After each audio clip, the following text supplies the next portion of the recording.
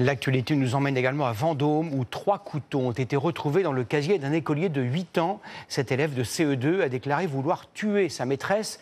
La semaine dernière à Mulhouse, un autre écolier de 7 ans a lui aussi été retrouvé en possession d'un couteau. Et puis il y a 15 jours, on s'en souvient, une surveillante a été poignardée à mort par un élève à Nogent. Partout en France, l'inquiétude grandit parmi les parents d'élèves, les enseignants et les élèves eux-mêmes. Maureen Bajac, Emmanuel Binet et Bruno Chastanier.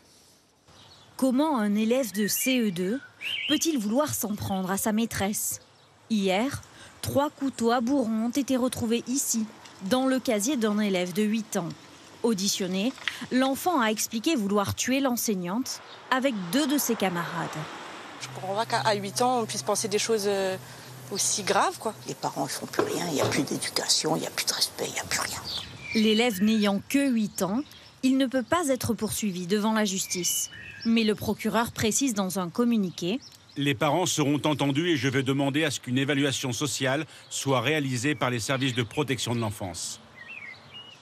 Le maire de la commune, lui, demande à l'académie d'aller plus loin. Au niveau de l'école, il y a des sanctions possibles, notamment l'exclusion, au moins temporaire. On ne doit pas banaliser ce qui s'est passé. À Rouen, les professeurs ont choisi de garder porte close.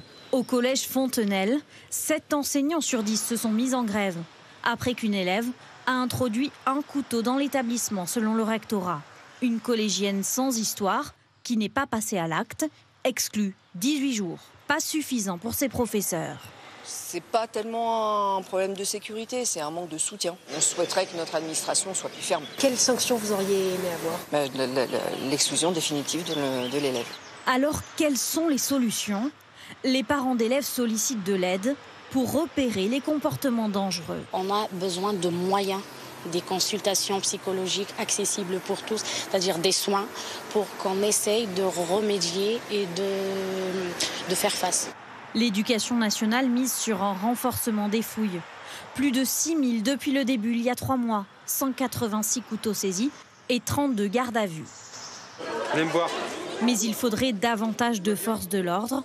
Les enseignants et proviseurs, eux, ne sont pas autorisés à fouiller les élèves.